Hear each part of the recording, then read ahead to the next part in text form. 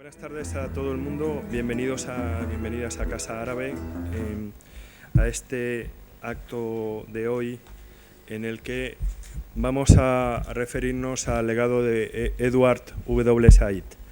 En el año 2013 se cumplen 10 años del fallecimiento de Edward W. Said, profesor de literatura comparada de la Universidad de Columbia, y que de alguna manera entró en la historia de las ideas a partir de la publicación en 1978 de su libro Orientalismo. Hablamos de una personalidad comprometida y una personalidad también que desarrolló una gran cantidad de actividades en relación con la causa palestina. Palestino de origen, vivió gran parte de su vida en el exilio y la mayor parte al final precisamente en Estados Unidos, en Nueva York.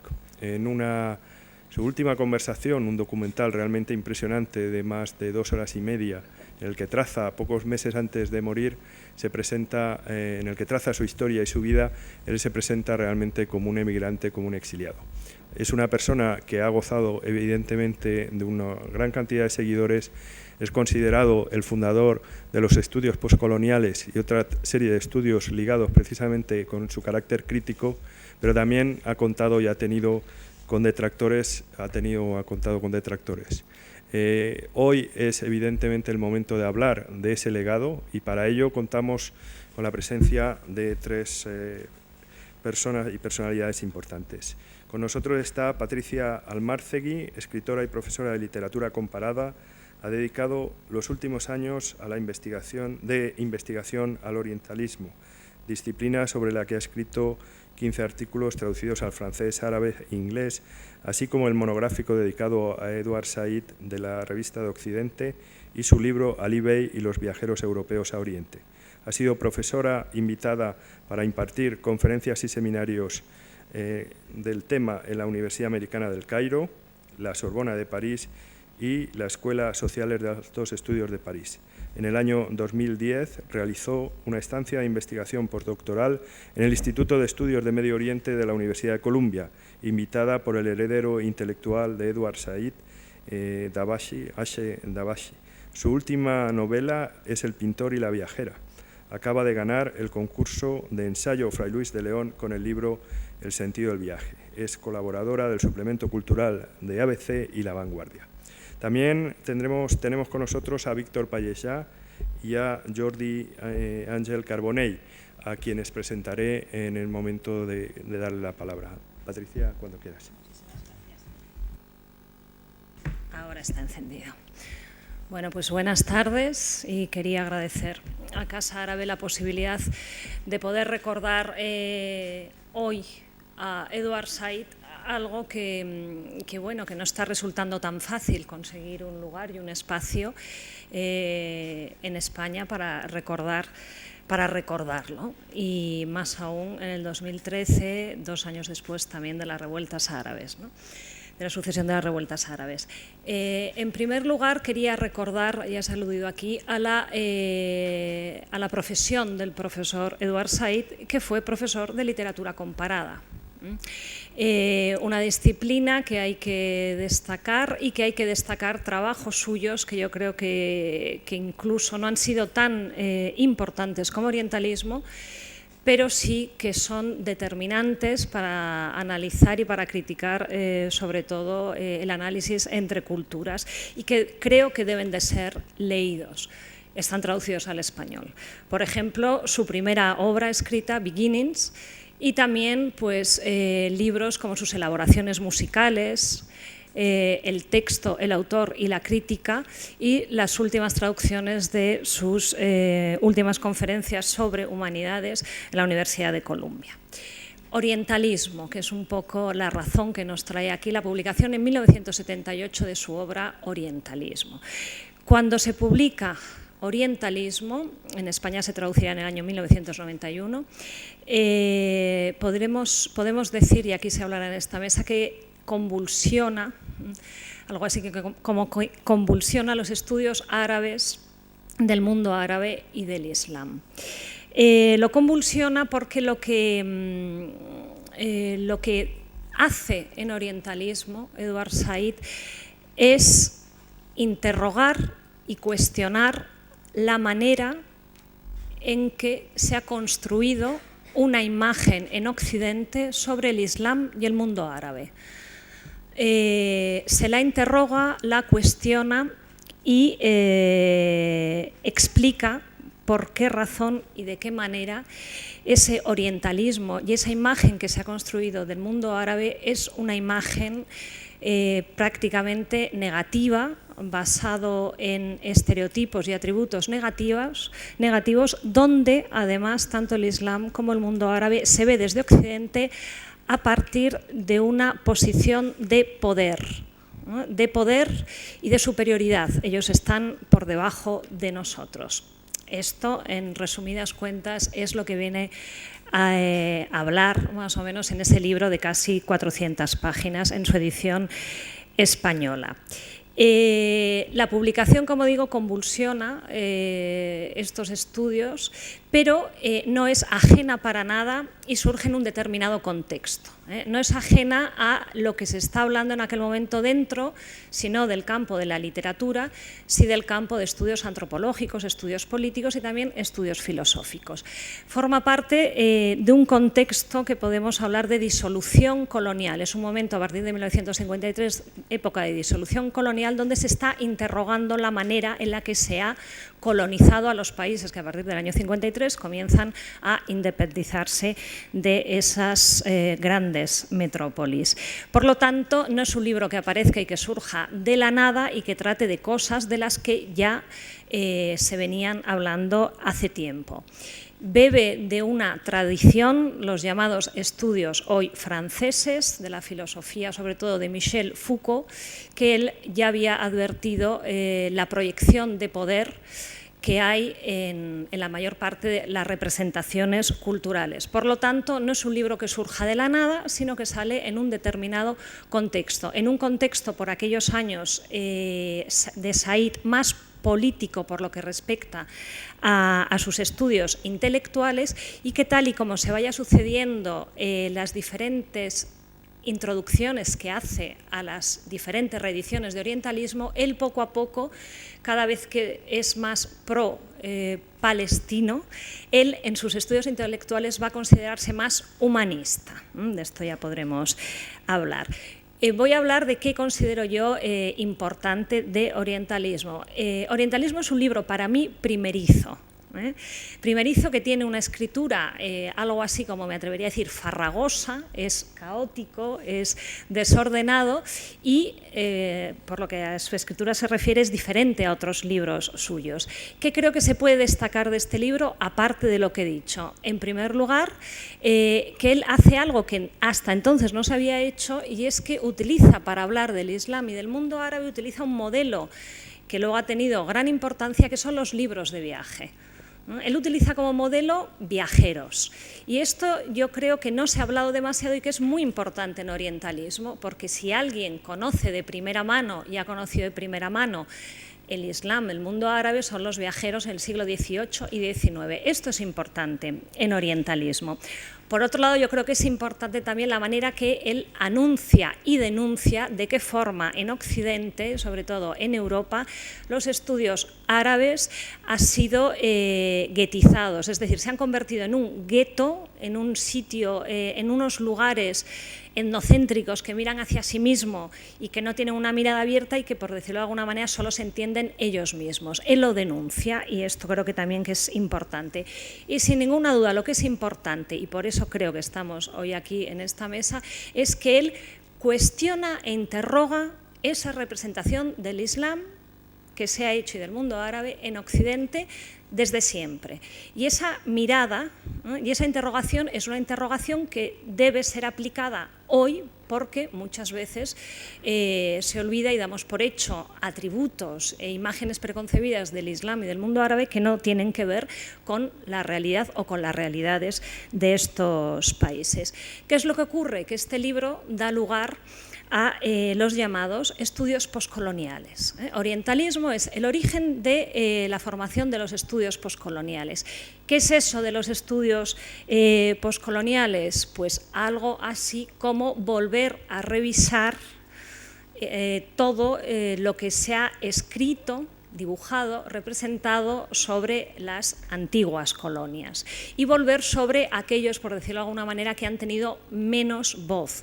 Minorías, mujeres, literatura oral, todo esto serían los estudios poscoloniales.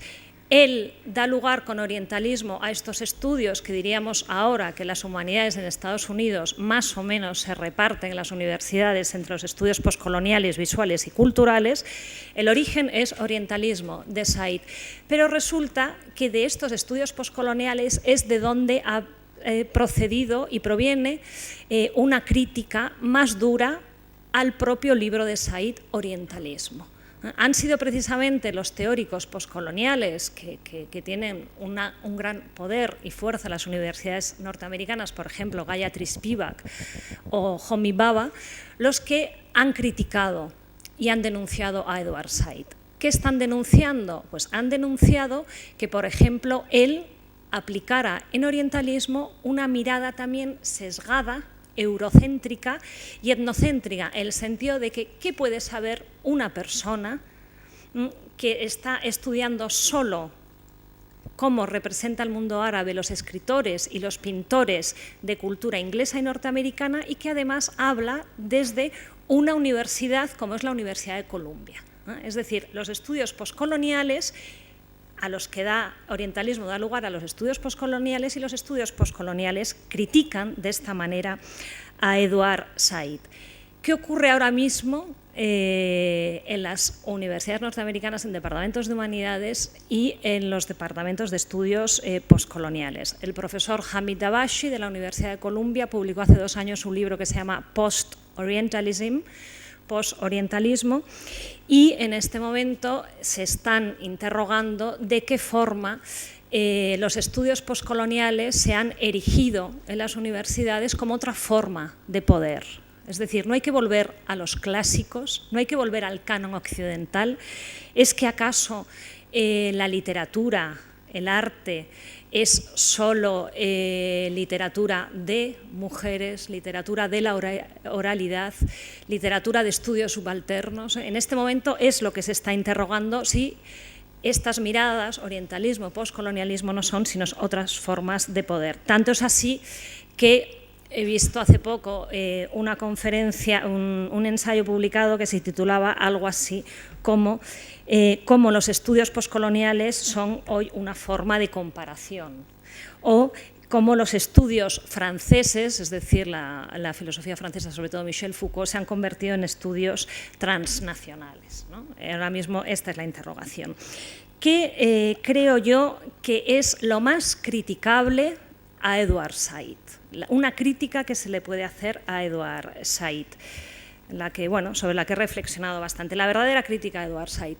La verdadera crítica de Edward Said que se puede hacer es cómo se permite una persona vincular su experiencia vital con sus estudios intelectuales. Me voy a explicar. ¿Cómo es posible que una persona, por defender Palestina, por tener una serie de relaciones, bueno, él nace en Jerusalén, aunque estudia en la Universidad Americana del Cairo y se doctora y estudia en Estados Unidos, ¿cómo es posible que una persona, defendiendo su identidad y sus ideas políticas, es decir, defendiendo una experiencia vital, lo ligue a sus estudios intelectuales y justifique sus defensas intelectuales en función de su identidad?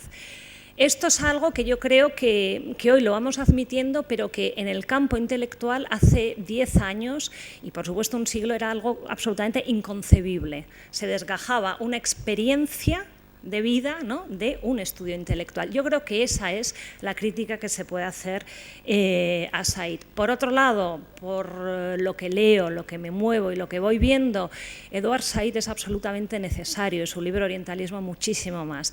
Seguimos viendo cómo se heredan los estereotipos desde el siglo XI, y cómo están heredando las imágenes negativas, cómo el mundo árabe se identifica con lo de siempre y cómo cuando nos hablan de Islam, del mundo árabe, bueno, pues nos echamos a temblar y pensamos que sus habitantes siguen siendo despóticos, fanáticos, sensualistas, ignorantes y bárbaros, tal y como lo representaron tanto la pintura como la literatura y la filosofía, pues yo me atrevo a decir desde el siglo XVI, XV y XVI. Con esto termino. Gracias.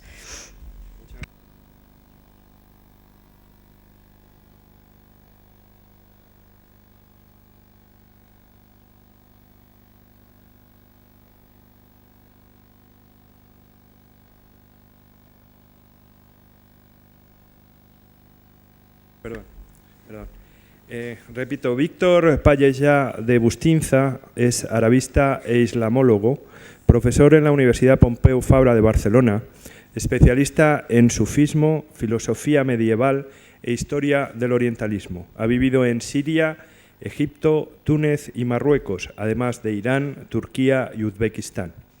Mantiene contactos regulares con maestros tradicionales e intelectuales de estos países, realizando tareas como investigador, asesor y traductor de pensamiento árabe. Su publicación más reciente, la publicación Las Iluminaciones de la Meca en Siruela, 1996. Víctor. Muchas gracias, buenas tardes. Agradezco a Casa Árabe esta oportunidad y a todos ustedes de romper con otros hábitos para poder estar aquí y sacar una temática que vale la pena poner sobre la mesa, dado el déficit cultural que arrastramos, sobre todo aquello que afecta al mundo árabe. Este es nuestro primer problema. Sobre los árabes hay muchas imágenes, impactos visuales por televisión, imágenes muy agresivas, pero detrás de ello tenemos muy pocos contenidos que hay que pensar, que hay que saber. Yo pertenezco a la academia y aquí se me ha llamado un poco para hacer su apología. Así que me toca hacer un poco de Pepito Grillo y no hace falta ocultar que soy moderadamente detractor de Edward Said. Detractor desde una admiración al haber conseguido romper, precisamente como ahora decía Patricia, muchos esquemas que estaban consolidados y que impedían realmente desplegar una crítica sistemática a la visión, sobre todo, de aquello que es oriental. De hecho, esta es la problemática fundamental. En el año 2002, el Institut du Monde Arabe en París, su director, François Saval, me llamó y me dice: Víctor, vamos a hacer un dossier contra Edward Said. Y yo dije, fantástico, vamos a por ello, ¿no? De todos los invitados, de hecho, el único que hizo una crítica a Edward Said fui yo, y todos los demás se retractaron, pero yo me enteré tarde.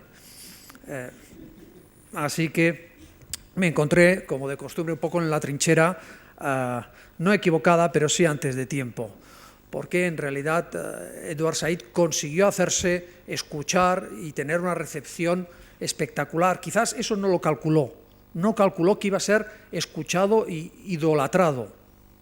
Y esta es un poco una circunstancia que él no pudo parametrizar, no pudo prever, de tal manera que él hizo una crítica del orientalismo y desde la academia, pero haciéndolo desde la admiración de un foro, el universitario, en el cual hay libertad de opinión, hay libertad de crítica, y consideraba que sus profesores a los que criticaba eran absolutamente dignos de respeto y que el intercambio de ideas es fundamental para aumentar el conocimiento, que debe ser un conocimiento compartido.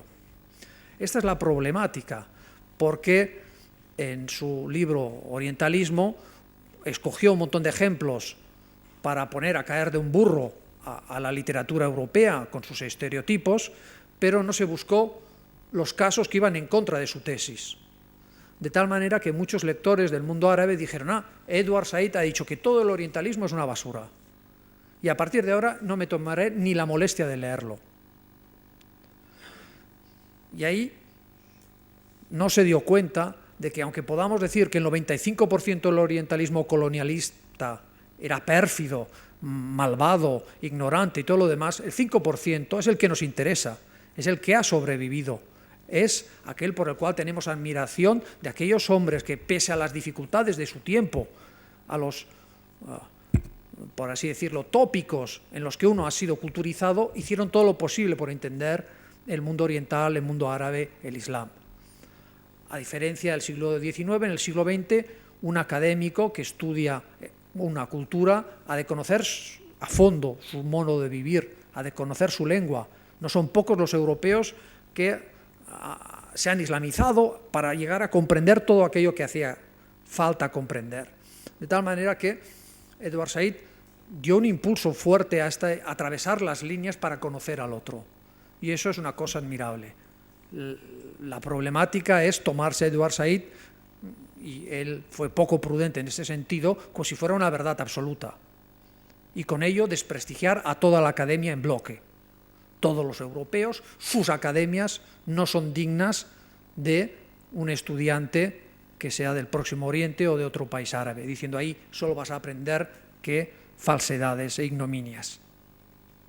Esta es una situación grave y que se ha ido agravando con el tiempo.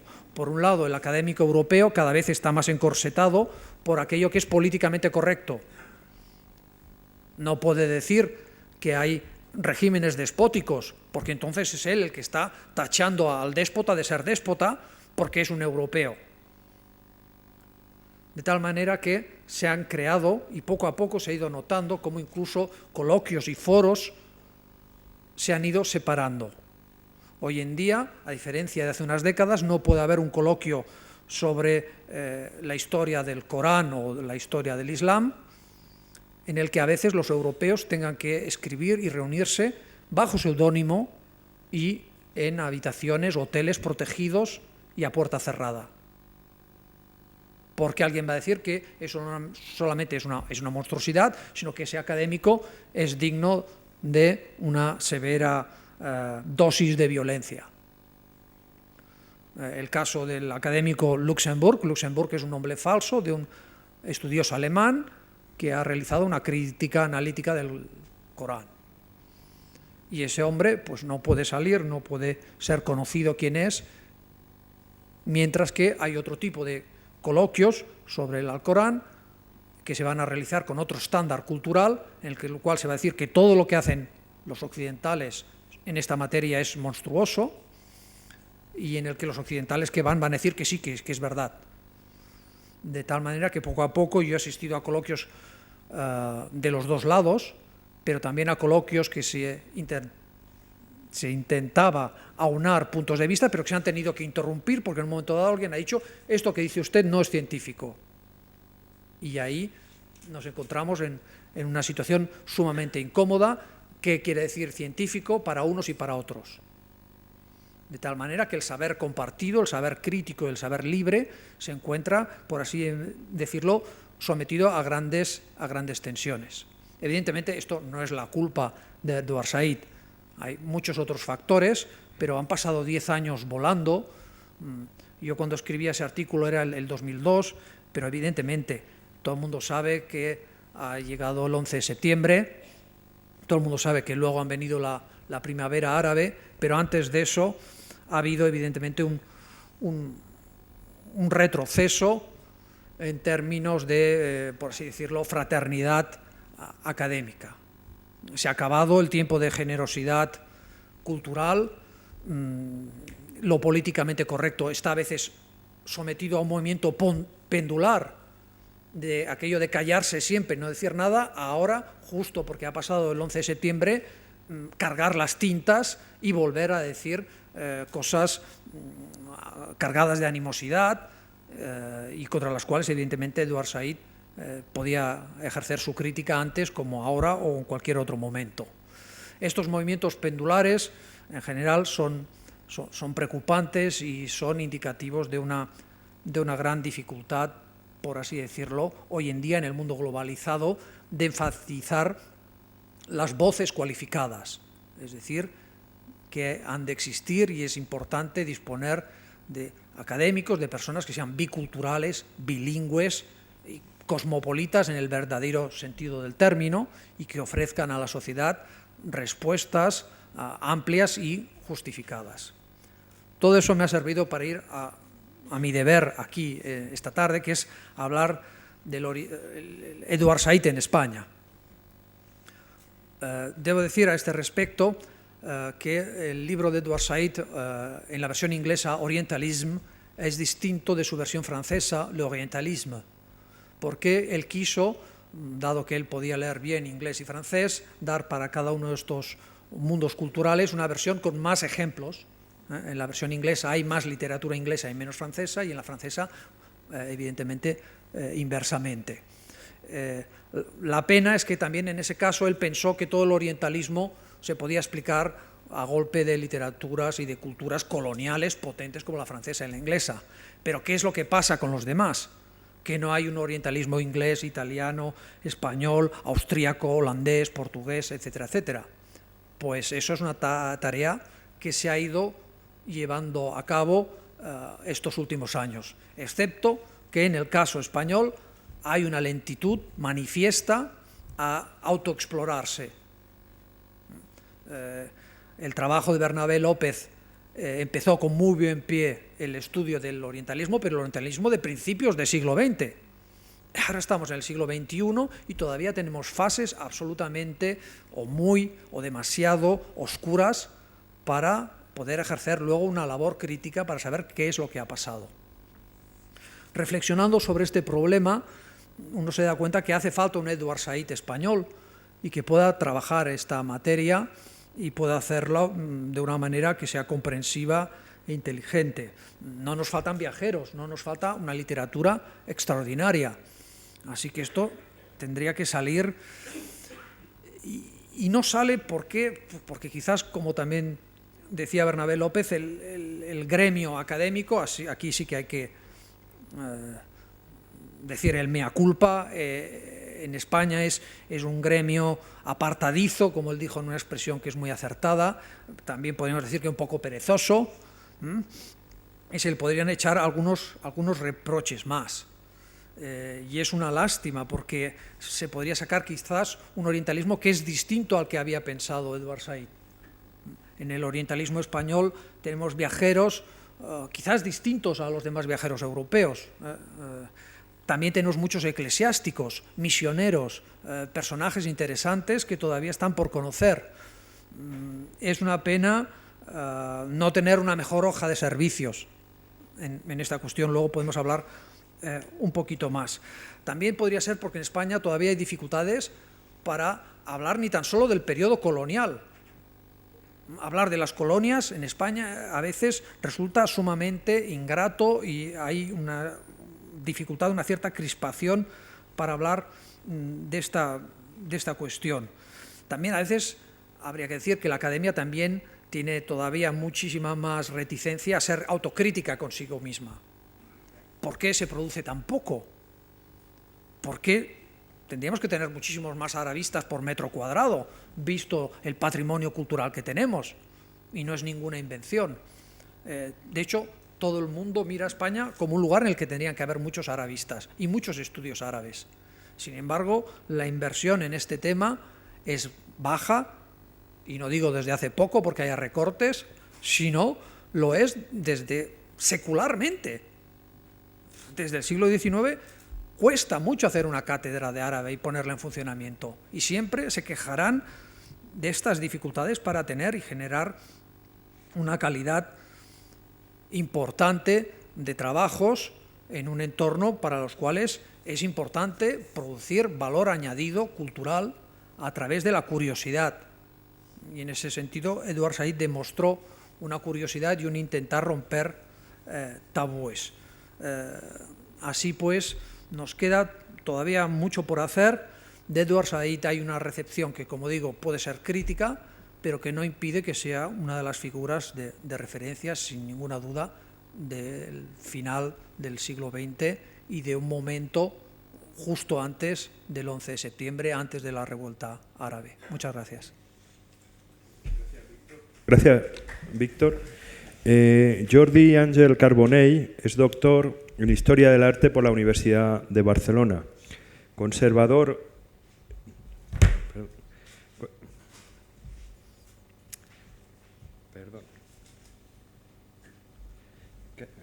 decirte, casi te paso la palabra, pero a ver si lo encuentro.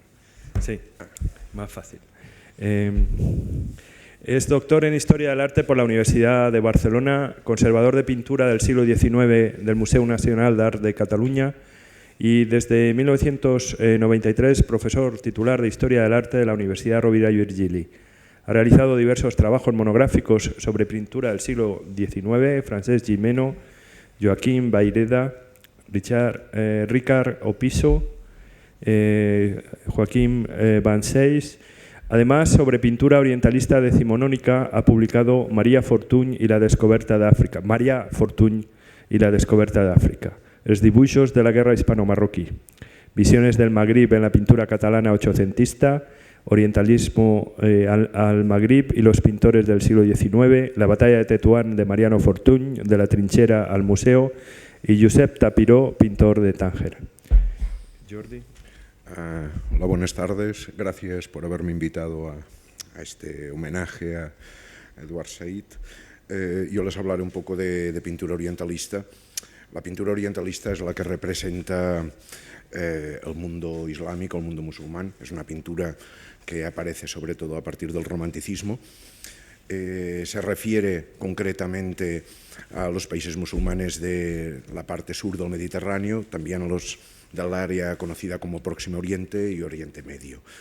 Es una pintura decimonónica y que se inscribe dentro del discurso general del orientalismo que Eduard Said refiere en su obra.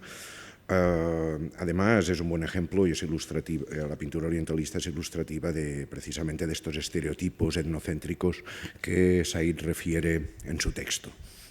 La pintura orientalista es una pintura despreciada tradicionalmente, es una pintura que los historiadores del arte la consideraron como pompier.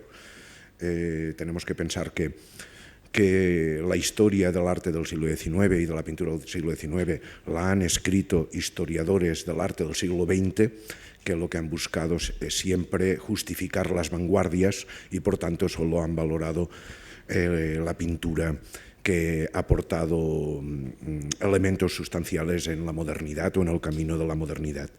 La pintura orientalista siempre fue considerada, o hasta hace pocos años, una pintura pompier, una pintura de moda, casi académica y una pintura de consumo burgués, es decir, poco importante dentro del discurso histórico-artístico del arte decimonónico.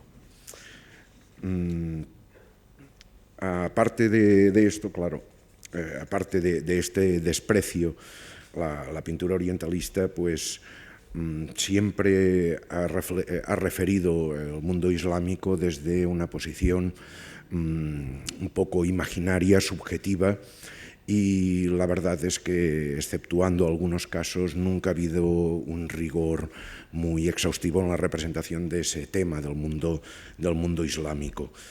Es decir, que es un buen ejemplo de todos esos estereotipos etnocéntricos, de esa imagen que se tenía en el siglo XIX, en la época de la expansión colonial, sobre el mundo árabe.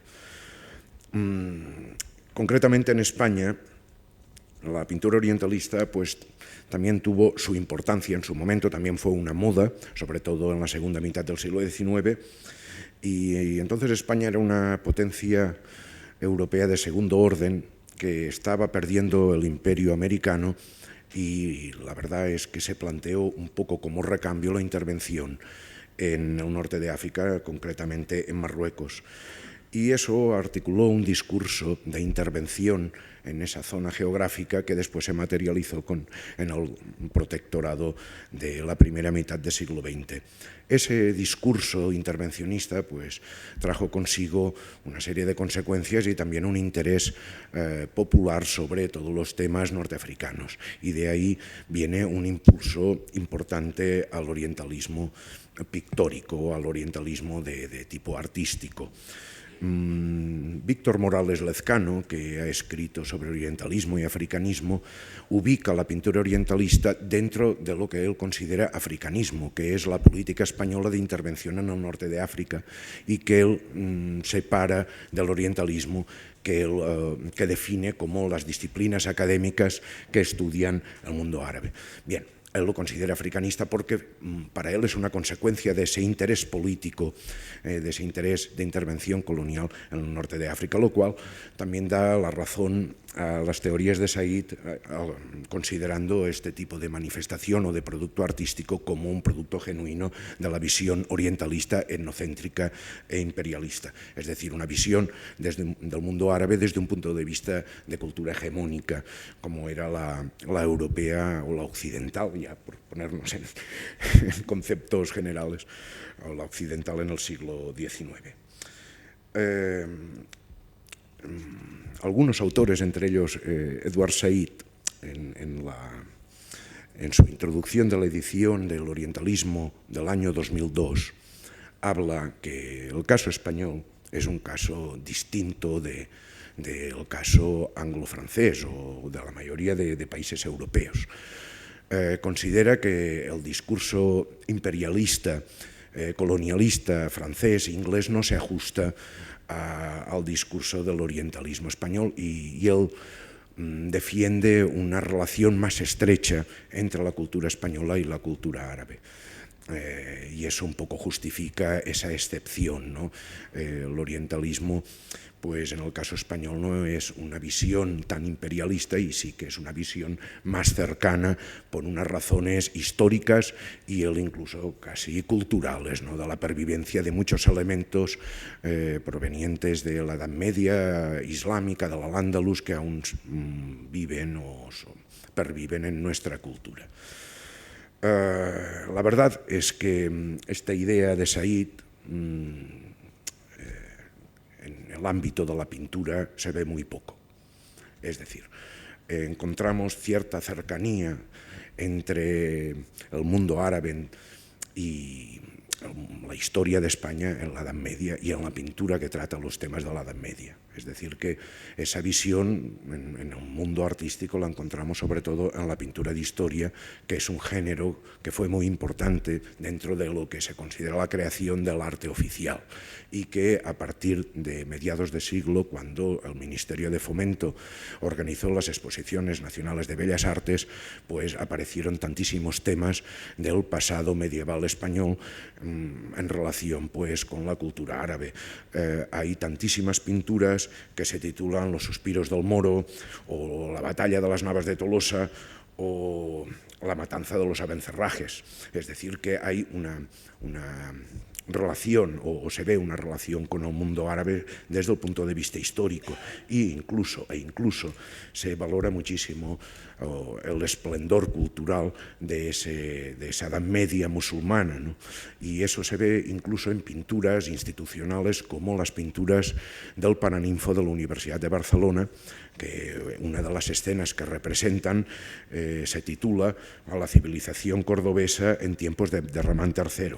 Es decir, que incluso en el Paraninfo de la Universidad de Barcelona, cuando se quiere evocar un periodo de esplendor cultural, pues se evoca al Al-Ándalus. Es decir, que desde el punto de vista histórico, pues la pintura sí que hace un poco el honor a esa idea que expresa Said y que expresan pues otros historiadores de la cultura, ¿no? En realidad, al margen de este caso concreto de la pintura de historia, la pintura orientalista española se inscribe dentro del discurso anglo-francés, a pesar que surge, o más que surgir, se tiene su máximo apogeo, su expansión a raíz de la guerra hispano-marroquí de 1859-1860.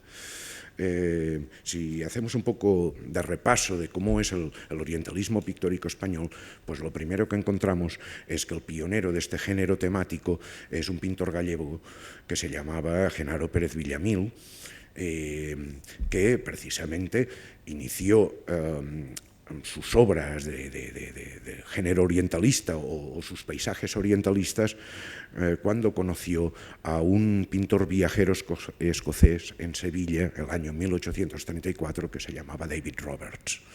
decir, el nacimiento de la pintura orientalista española se encuentra en la influencia de un pintor escocés, de un pintor viajero escocés, que es un paradigma del artista viajero y del artista orientalista, que viaja y que intenta plasmar en sus dibujos, en sus acuarelas, pues ese mundo ajeno a su cultura que muestra una serie de estereotipos o de clichés. Aparte de Genaro Pérez Viñamil, hay una serie de pintores a mediados del siglo XIX que también practican el orientalismo, pero de corte francés. Por ejemplo, encontramos a Francisco Lameyer Berenguer, que tiene una influencia directa de Delacroix, es decir, que su pintura es una pintura de tipo francés.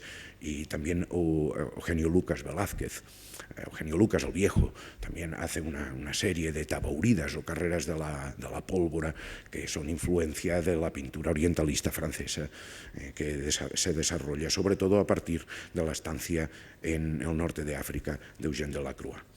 Y en lo referente a la expansión, a la moda de la pintura orientalista en España, pues la verdad es que surge a partir de la guerra de 1860 y sobre todo es responsabilidad de un pintor importante que es Mariano Fortuny. Mariano Fortuny posiblemente, al margen de Goya, que Goya pues es un pintor del cambio de siglo que vive más del siglo XVIII que XIX, Mariano Fortuny es el pintor español más importante del siglo XIX, al menos es el pintor que tuvo más éxito internacional y el pintor que sus obras tuvieron más influencia en el ámbito artístico español de la segunda mitad del siglo XIX. Mariano Fortuny descubrió el mundo árabe, el mundo musulmán, cuando fue como dibujante a la guerra hispano-marroquí acompañando al general Joan Prim. Fortuny quedó fascinado del mundo tetuaní y del mundo islámico y a raíz de esa fascinación empezó a pintar sus obras orientalistas que se consideran pues, como lo mejor de este género en la segunda mitad del siglo XIX y no tan solo a nivel español sino a nivel europeo. Fortuny es uno de los pintores que es necesario reivindicar a nivel internacional y los historiadores del arte siempre pensamos y lo comentamos que si hubiera nacido en París en vez de nacer en Reus y desarrollar su carrera en España, pues su suerte hubiera sido otra y la fortuna crítica de Fortuny hubiera sido sustancialmente distinta. Pues bien, Fortuny, que tuvo un gran éxito internacional, pintó una gran cantidad de cuadros orientalistas que fueron admirados, fueron criticados positivamente de manera unánime por la crítica internacional y que tuvieron una influencia considerable en la pintura española y en la pintura europea de la segunda mitad del siglo XIX. Fortuny pintaba para el mercado europeo. Fortuny no piensa en ningún momento en el pasado musulmán o en cierto parentesco cultural con la cultura islámica. Él es un pintor que se inscribe dentro del discurso general anglo-francés, es decir, que es un pintor internacional y que trabaja para un marchante que es Adolphe Goupil, que es un marchante que sobre todo vende su pintura en Inglaterra, en Francia y en Estados Unidos. Y además se relaciona con Fromentin, que es un pintor que ha vivido un año en el Sahel, y se relaciona con Gérôme, que es el yerno de Goupil, que también es un gran pintor orientalista francés, es decir, que la peculiaridad española del orientalismo no es visible en la pintura de Fortuny y en la pintura de sus seguidores. Fortuny, curiosamente, cuando se analiza su obra, uno se da cuenta que cuando él está 3 veces en Marruecos y cuando va a Marruecos dibuja muchísimo y claro, pues lo que dibuja es objetivo desde el punto de vista pues, de la verosimilitud. Pero cuando se encierra en el estudio a hacer sus pinturas orientalistas, pues la verdad lo que pinta es la imagen estereotipada, basándose, inspirándose en esos apuntes tomados in situ, pero en el fondo lo que pinta es una abstracción, una serie de estereotipos. ¿Y por qué lo hace? Pues porque los pintores no se atienden a ningún rigor científico, lo que pretenden es vender, y si la pintura orientalista en esos años era una pintura que se vendía muy bien y si el público pues deseaba unos tópicos, unos clichés, no tenía ningún problema en pintarlos y venderlos, a pesar de conocer directamente el ámbito musulmán. Y los seguidores de Fortuny, porque Fortuny murió joven, que también los seguidores orientalistas de la pintura de Fortuny, pues muchos de ellos ni tan solo viajaron a Marruecos o a ningún país o a algún país islámico. Se imaginaban ese mundo y lo que pintaban eran los tópicos que todos conocemos del sexo, del despotismo, de la violencia, etcétera, de la sofisticación y el lujo que aparecen tantos cuadros orientalistas y en el fondo el exotismo que todos quieren reflejar. Es decir, que es la pintura de los estereotipos, una pintura que no tiene ninguna seriedad o ninguna credibilidad como imagen de un mundo determinado. En cambio, sí que tiene credibilidad para analizar los valores, es decir, los estereotipos que utilizaban los occidentales, los europeos, cuando afrontaban o cuando contemplaban ese mundo islámico, es decir, los estereotipos populares que entonces triunfaban o se aceptaban en Europa. Eduard Said, pues él considera que España es una excepción, supongo que en otros ámbitos culturales lo será, pero no en el ámbito de la pintura no lo fue, la verdad es que no lo fue. Sí que es importante para los historiadores del arte que Said un poco, pues fue de los primeros que se tomó en serio este tipo de arte, este tipo de manifestaciones culturales. Y eso está bien, porque en el fondo pues siempre se habían despreciado por la razón que no eran vanguardistas, que eran pintores pues un poco de moda, que solo buscaban el éxito comercial. Y el hecho de ser objeto del ataque de las ideas de Said, pues en cierto modo benefició este tipo de pintura, porque a raíz de eso pues también se pensó que representaban algo más que una imagen bonita para comprar, es decir, que representaban un discurso etnocéntrico un poco que correspondía a ese periodo de expansión colonial o de hegemonía de la cultura europea decimonónica. Y yo creo que no. Ya está, yo no tengo mucho que decir porque mi tema es un poco tangencial. Muchas gracias. Antes de pasar al turno de preguntas y respuestas, aprovecho, digamos, para hacer algún comentario o, digamos, complementar algún tipo bueno, algunos de los comentarios que se ha hecho y destacar también algunos elementos que no han salido, o por lo menos me parece que no han salido. Yo creo que un primer elemento que hay que destacar es que Said es, y así se reclama, un comparatista en contra de la noción de un especialista. Yo personalmente tengo el mayor respeto e intelectual por los comparatistas, como el caso de Patricia. Yo creo que finalmente, cuando estamos hablando de civilizaciones y de culturas, tener la capacidad crítica de comparar culturas y civilizaciones puede ser muy importante para identificar precisamente el contenido de una serie de desarrollos intelectuales. No estoy en contra de los especialistas, pero quiero destacar que Eduard Said es un comparatista y por eso yo personalmente lo estimo. Una segunda cuestión es que parece que antes de 1978 y antes del libro Orientalismo no hubiera una crítica hacia Oriente. Es decir, la contradicción no hacia Oriente, sino hacia la relación Oriente-poder, Oriente-colonia, Oriente-colonialismo. Es absurdo que no existiera, luego debe existir. Es decir, precisamente la gran ventaja de este libro es poner el foco sobre esa tradición intelectual de vincular orientalismo y poder. Nada va en detrimento precisamente de la figura de Eduard Said si decimos que antes de orientalismo existía una crítica también a la relación orientalismo-poder.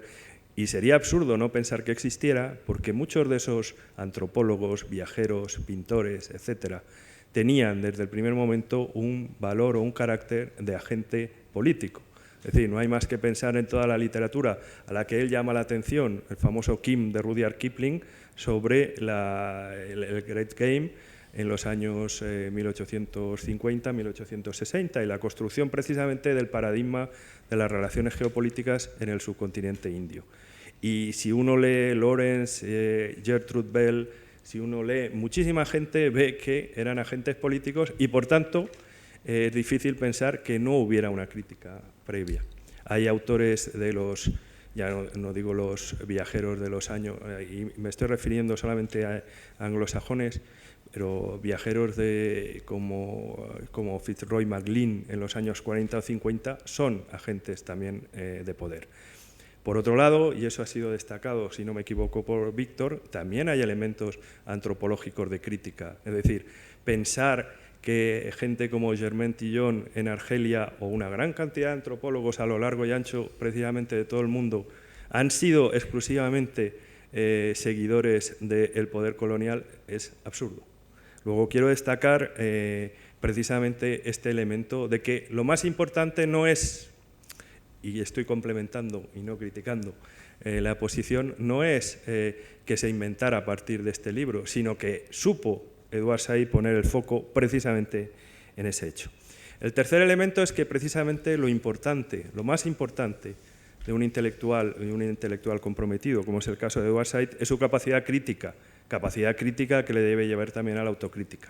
Y en ese sentido, quizá los elementos que algunos detractores están destacando es que no hubo quizá ese recorrido autocrítico. No debemos olvidar, y eso también se ha dicho, que en el fondo Edward Said era una personalidad del establishment académico norteamericano. Es decir, la Universidad de Columbia es una universidad del establishment. Él lo dice en sus propios libros, él se mueve en ese establishment.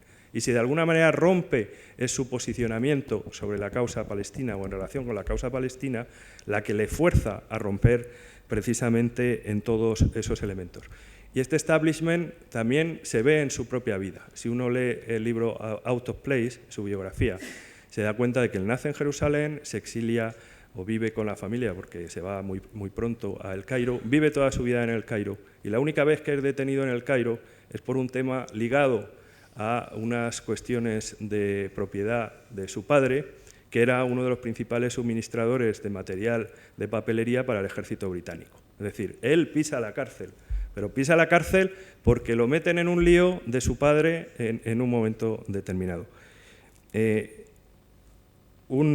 Esto por lo que se refiere a la figura de Edward Said. Los comentarios sobre Jordi Ángel, que me parece su presentación muy directa y muy certera, son de alguna manera lo siguiente. Yo tuve, iba a decir, la suerte o la desgracia, no lo sé, de hacer el servicio militar en el regimiento Guarrás 55 aquí en Madrid, y cuando desayunábamos, comíamos y cenábamos teníamos una reproducción del cuadro de María Fortuny. Así que he vivido en carne viva a Fortuny durante 13 meses de mi vida.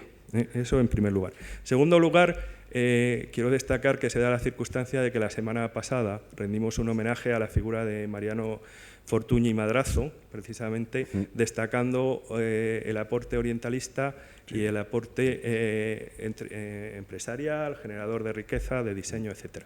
Y precisamente hoy hemos tenido la oportunidad de oír con Jordi Ángel precisamente el valor de la figura de su padre, que falleció, como ha dicho él, muy joven, a los 36 años, y posiblemente ese reconocimiento internacional vino quebrado por su, como Jordi ha dicho, por su propia por su propia muerte. Pero aquí ya quiero destacar el último elemento, y es que la pintura, o dos elementos. Uno, yo creo que hay diferentes pinturas orientalistas. La pintura a la que tú te has referido es fundamentalmente aquella que es objeto de análisis y de crítica por parte de Edward Said, pero hay otros movimientos orientalistas, por ejemplo, en el caso de Argelia es clarísimo, cuando en 1930 se celebra el centenario de la presencia francesa, se hace un maravilloso palacio que todavía existe exactamente en todo su esplendor, que es el Palacio del Gobernador, y esto recrea toda una serie de técnicas que llevan a la pintura. Y hoy por hoy hay unos paisajes orientalistas con pintores de origen español como Sintés, absolutamente maravillosos en Argelia, que son diferentes, que forman parte del mismo, de la misma corriente, pero que son una visión que puede estar teñida del mismo poder colonial o de un poder diferente. Pero quiero destacar que ese orientalismo es precisamente aquel, las pinturas a las que te has referido, es aquel que es más criticado por Said.